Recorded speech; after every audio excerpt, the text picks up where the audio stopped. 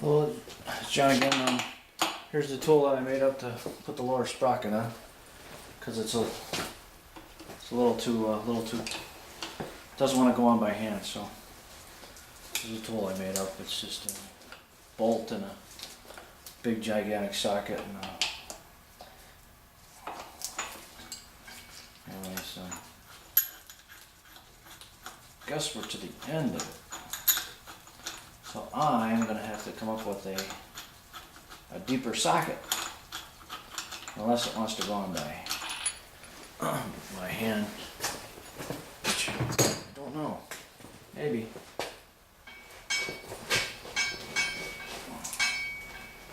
Nope, absolutely not.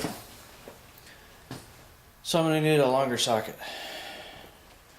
Alright, I'll get back to you on that. I gotta find a longer socket. There's John again. All it is a piece of plastic PVC that I had kicking around. So anyways, this should do it. It's just I'll show you what it is when I'm done.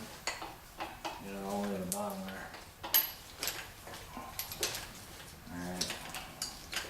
Not quite to the bottom, so I gotta put a shorter bolt in there. Big deal.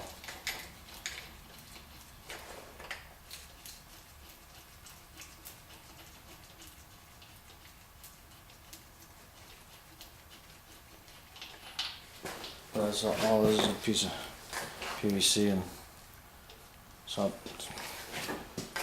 let's get a shorter bolt.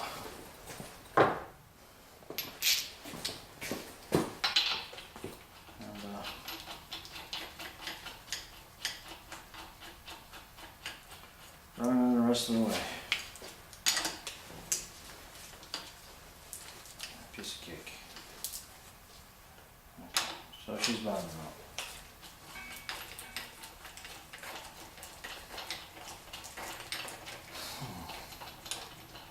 And I know that there's a little blue mark on there. That's my 0 point.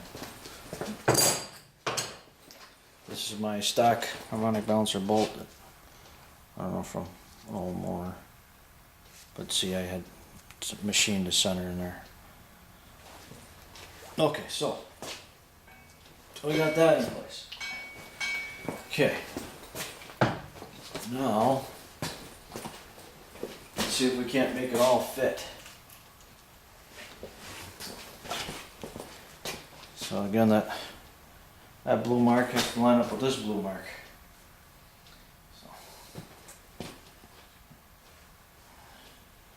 You gotta make sure the roller bearings on.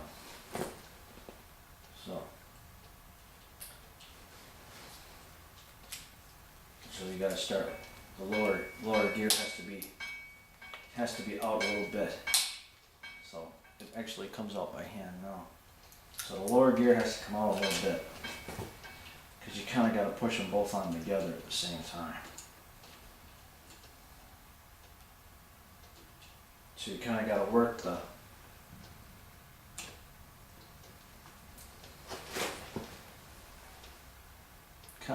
it all together at the same time.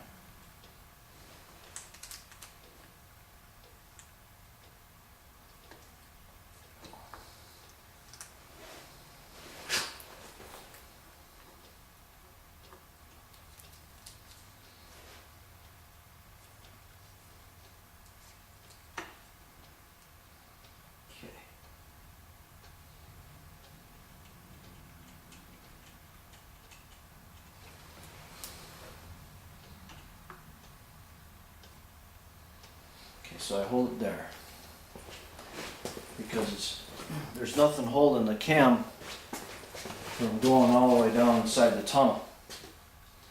So I use this, and I'm gonna put a little bit of red Loctite on it once again. So this is an ARP 6-point bolt. Put a little red Loctite on here. Because this motor's been apart and together, so I know my camshaft thrust is is gonna be right. So put a red Loctite there, and I'll just start this. Just like that. Just like that. I do believe that is a 3/8. Sorry about that, everybody. My camera died. Must be recording too much. So anyways, we're getting back. I just want to make sure this starts on the camshaft. And then as this goes in, you kind of got to push the bottom gear in a little bit. They gotta chase each other. Bottom gear just went in. So hopefully this camshaft is going to start, which it is, because it wouldn't ratchet like that if it wasn't started right.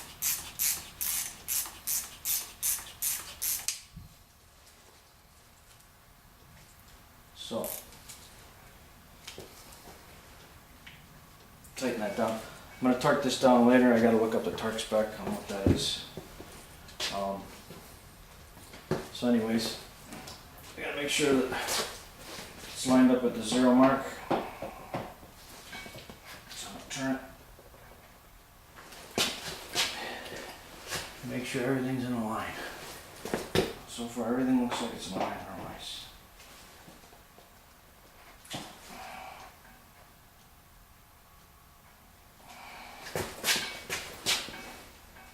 Okay.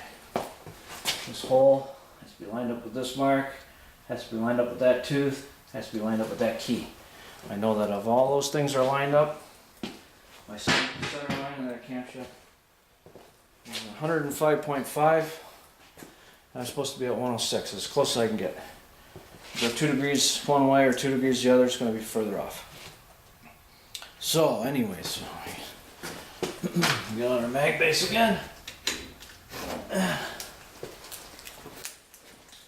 Now I gotta check and make sure that how much thrust we have on the camshaft. It's all stuff you gotta check. How much thrust we have on the camshaft. Oh, let's see.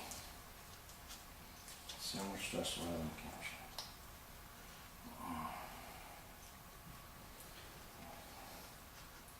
Slide that up there. That. Tighten this down. It's up here. Tighten this down.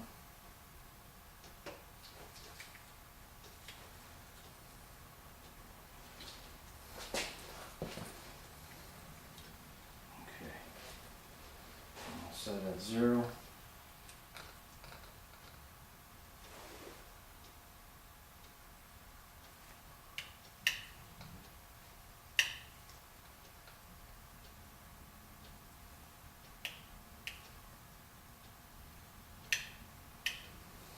So just pull the camshaft this way, push it in.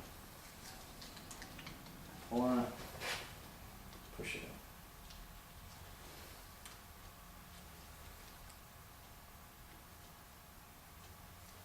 When I push it a little further, because it's got a roller bearing in there, you get a false reading. I pull it back, push it in slightly, pull it back. I got 6 thousandths. That's about exactly what I want it to be. But I knew it was going to be 6 because so I've done this one before. I know what it's supposed to be at. So now my camshaft thrust is 6 thousandths. So that's right where I need it to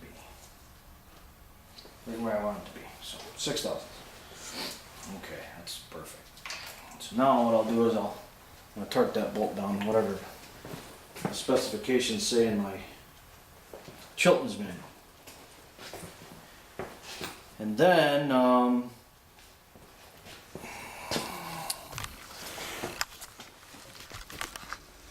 will tell you what we're going to do next. Yes. See you soon. Alright, this is John again from Poor Man's Garage.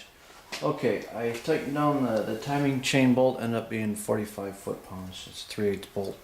That's what I torqued it down to, 45 foot-pounds with a red Loctite. Anyways, I get down to about where the motor is here. Okay. Alright. Actually, let me do something else. Okay. So looking at this motor, now you got the timing chain on, we got the camshaft in, and okay, what's our next move on it? Probably everybody else would probably say, well, you gotta put the cylinder heads on. No, you don't put the cylinder heads on. The next move that we're gonna do, believe it or not, you're gonna put your timing chain cover on a water pump. Now, my timing chain cover and my water pump, there's a water pump plate, there's a plate here. Here's the timing chain. Okay. There's a plate here. There's a plate in between the water pump. You can't really see it. Maybe you can, a little bit there. But anyways, I don't use, there's two gaskets that are supposed to be in between the plate. I don't use any gaskets there. I use 77B, okay? No gaskets. 77B on both sides of the plate.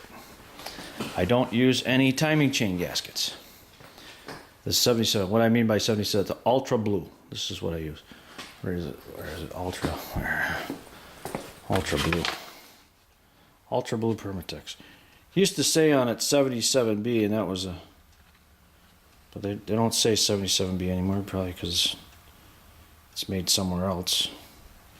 But this is what I found that works the best for me, is ultra blue. I tried ultra black, I tried different ones. So anyways, I don't use a timing chain gasket. I don't use either water pump gasket on either side of the water pump. For the reason being is I got to tighten the bolts so tight with red Loctite. So what happens is you squeeze the gasket, timing chain gasket, and you push the gasket out. So one part of it, the gasket's pushed out, the other part, the gasket's still stuck in. Now what happens? Well, you got a leak. So when I build the motors, I don't got no water pump leaks. I don't have no oil leaks. For the reason is certain things I don't use a gasket on. I don't use an intake manifold gasket. I don't use a timing chain gasket. I don't use any water pump gaskets.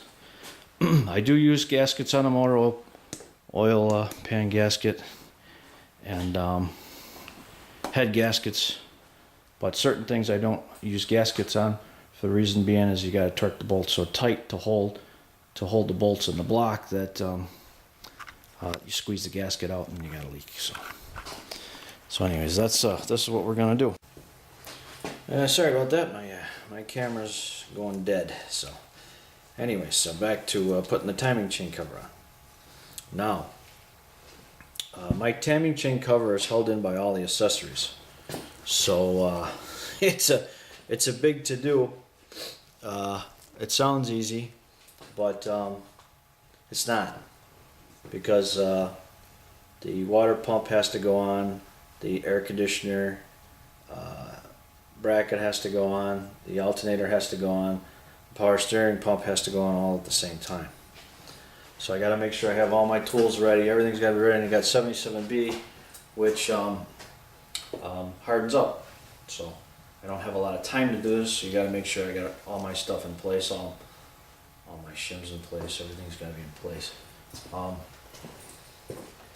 show you a few things on this thing later.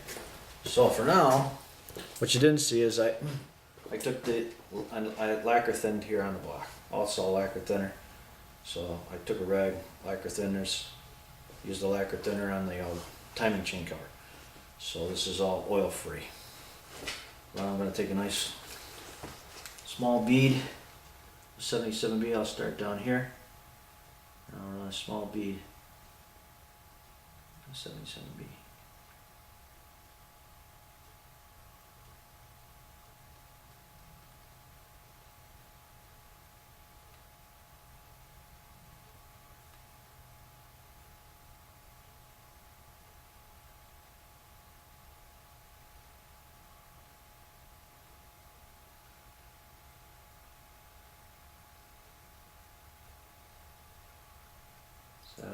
lot of time.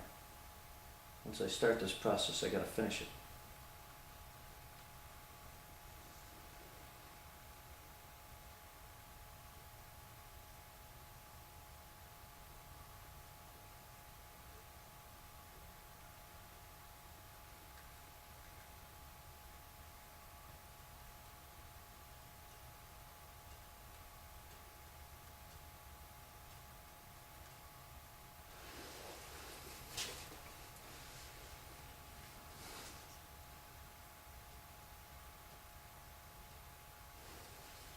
It's kind of like a one-shot deal. I'll try to show you what it looks like.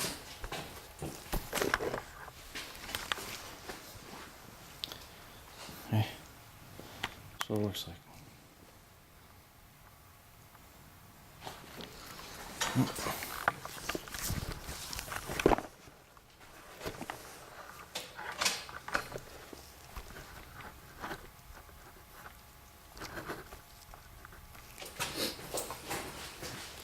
Now, this whole thing's got to go on one piece. So I get the top bolts here. I grab the two top bolts.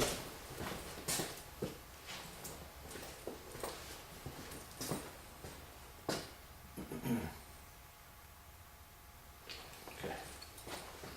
So, now I'll also put BR30 here, the oil. So I'll start this thing. It's got dowels, so you start the dowels. Start the dowel on that side, start the dowel on this side. Okay. Those are started. Put it on. The bolts.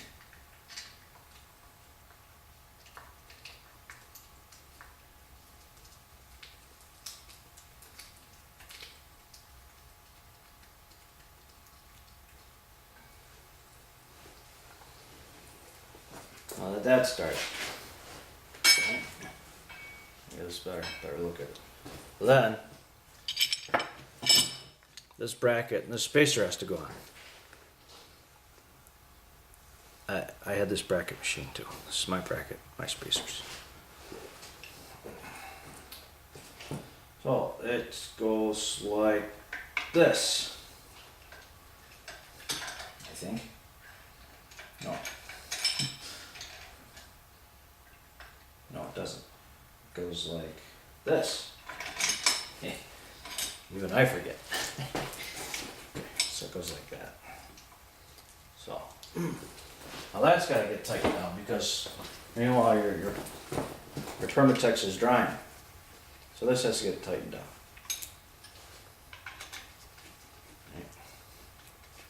You just kind of snub it.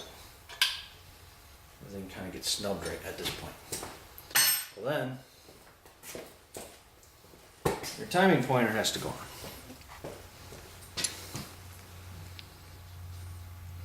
on. These are stainless steel spacers. I had problems with the spacers in the past, so this is also had this made too.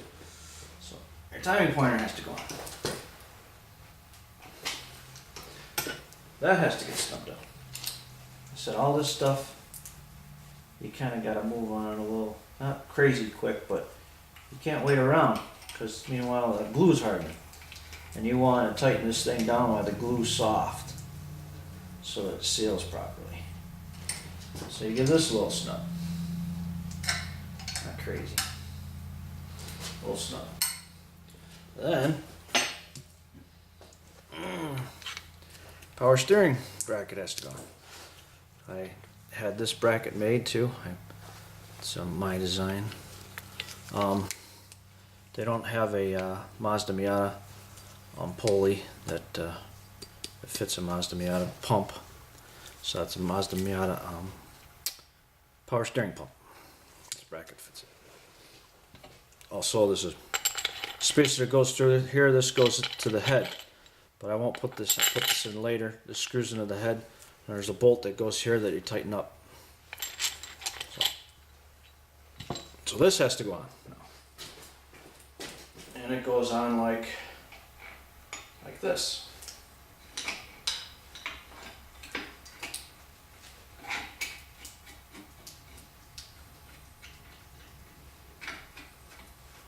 Yeah, unfortunately, they don't make a bracket for the Mazda. Maybe Martin might, I don't know, but I'm sure it doesn't look like this one, so I had that made.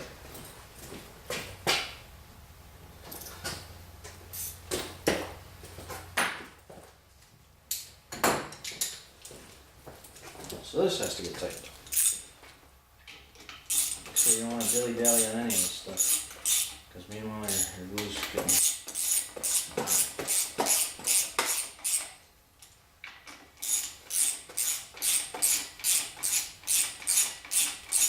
Okay, just snub it up for now, because eventually I can hear it starting to squeeze the gasket out a little bit. Eventually, I have to take the bolts out and put red Loctite on it. If I don't put red Loctite on it, the bolts come off. Well, meanwhile, I kind of want to squeeze it down to hold it in place, so that I take out one bolt at a time, put the red Loctite on it, and meanwhile my water pump's still being held in place. So, red Loctite. I'm going to start doing a red Loctite now and taking out one bolt at a time.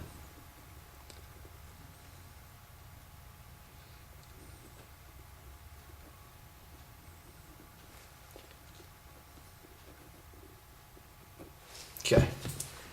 Let's go on the bottom.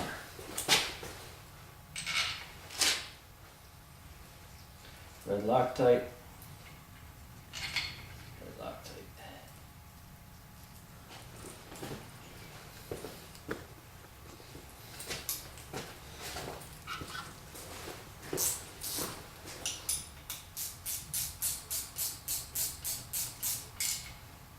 Now I'm going to start torquing up a little bit, not too much.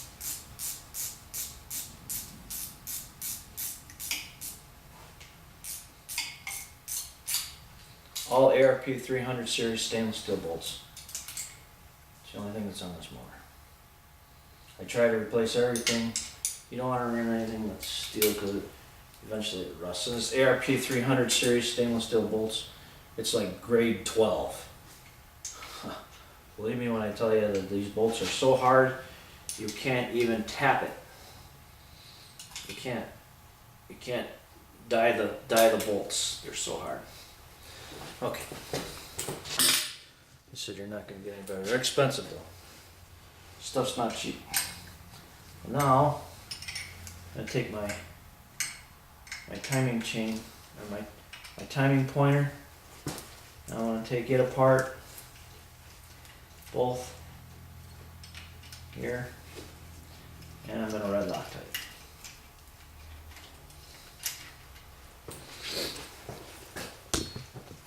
Red Loctite.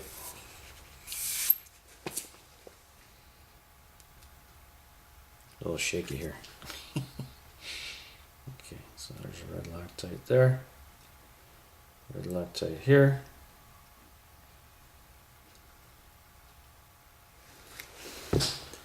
About that much. I'll put these. This is permanent now. These are going in.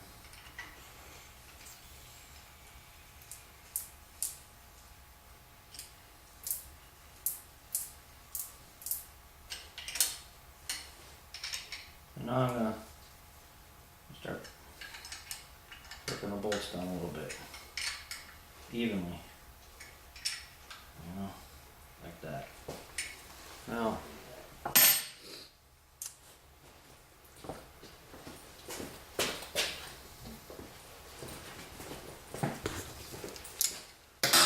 start taking one of these out at a time.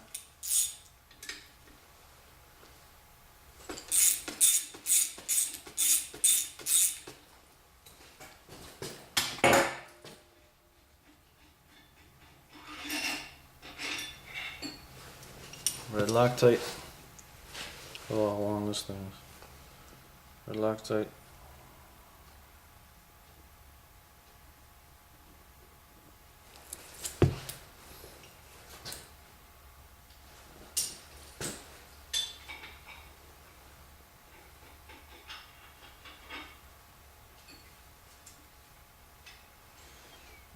mine. Put this back.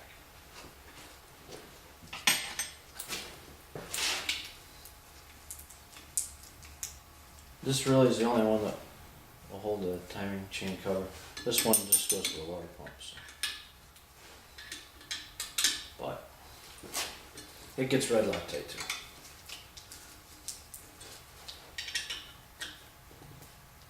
I'm gonna start torquing up on the bolts now.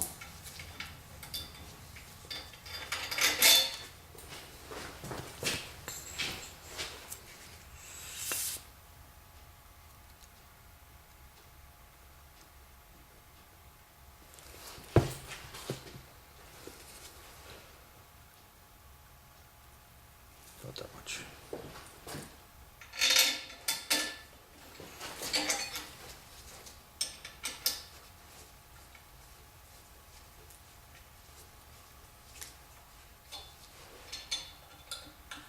So I'm going to snug these up a little bit. Snug this one up a little bit. Not too much because I got to do this side yet. Still got to do the other side.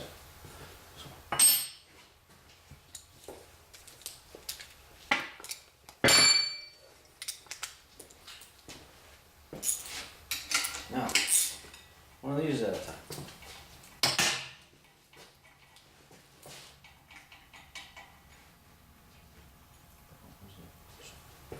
Okay. This is all stainless steel too. This isn't ARP. This is just a stainless steel, probably grade 5 bolt. Because I don't think, not sure if ARP makes them that long. That was a problem I was having. Oh, red Loctite, that one goes in.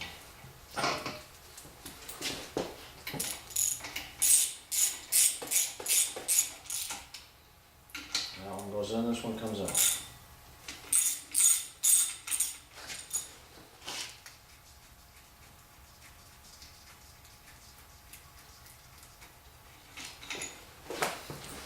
This one's longer, even longer yet.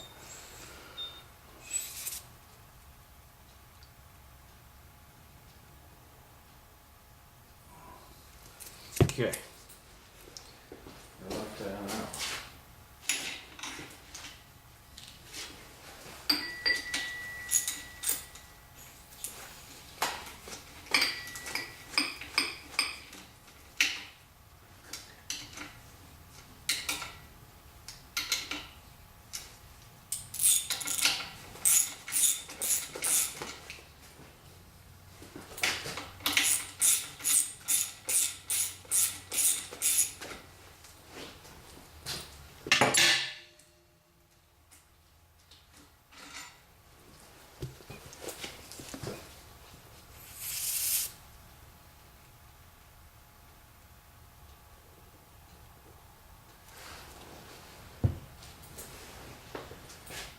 Now it goes.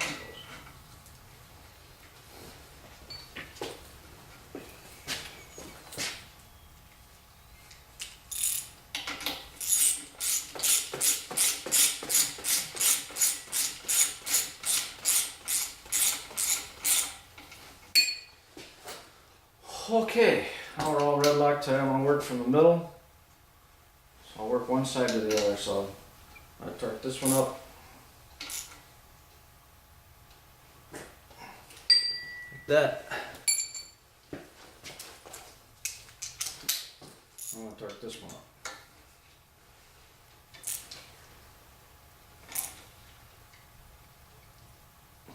I'm putting some stuff on it now. Putting some torque on it now. I'm going to go back to the other side.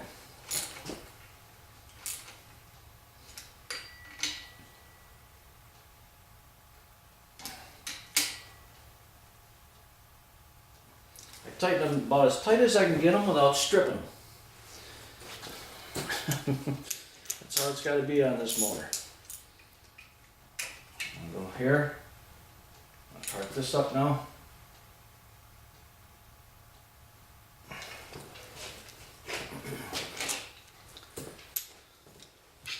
Go this side. There's one bottom bolt.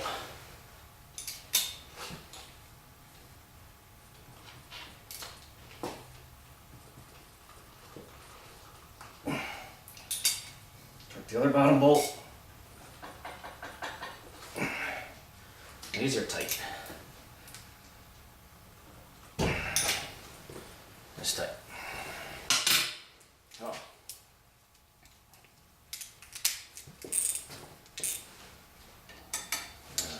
I'll double check the bolts. That one's tight. Let me check this one. Oh yeah. Oh yeah. And we'll go up to here. Oh, I gotta remember this. This is going into the water pump housing. So this is aluminum, so it's easy to strip that one so I don't torque it too tight. But as tight as I can possibly get it. Black tight on. This one's the same way. This one's going up to on the other side of the timing chain covers.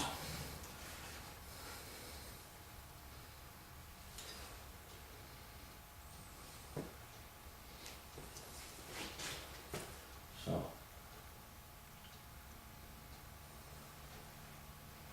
all right. So we'll check this.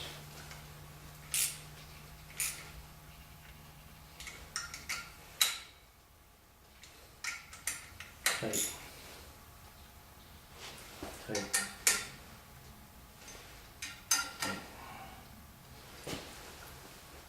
Tight.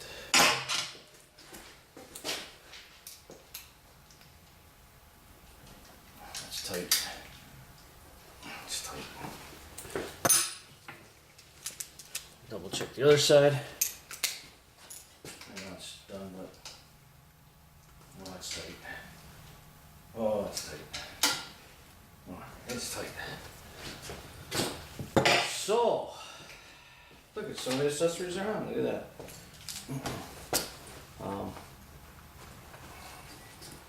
So I gotta make sure alternator's gonna go in there. Alternator goes from here to the head. So there's a bolt missing there, so I'm gonna have to find that bolt and put it in there. So the reason why we do this is because we need to bring this #1 piston up. We gotta put a mag base on a dial. We got exactly aligned this #1 piston to this pointer once I put the harmonic balancer on. I want it to be absolutely dead nuts. Dead nuts. So that's why that has to go on first, so that I can time my harmonic balancer to my #1 piston.